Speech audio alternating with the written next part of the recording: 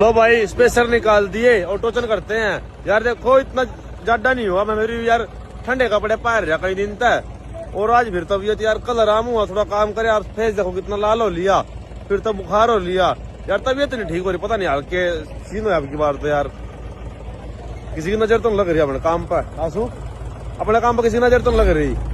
खुश होने भाई है भाई पूरे कुछ दिक्कत हो बता जाएगा फिर वीडियो में कहो कि भाई अगर या कमी रहेगी भाई से मिलके मुंह पे बोल दो, वो दिक्कत नहीं। और पीछे तो फिर यार ना ना यार ना भाई हमारा ट्रैक्टर खींच अब गया। क्या कोई भाई दिक्कत लम्बर नहीं। बहादुर का दड़ी का खींचने का। भाई मैं नहीं जानता उसने कौन किसका नाम ले रहा था, मन अपने तो मतलब है, मन नहीं मेरा कौन किसने किया।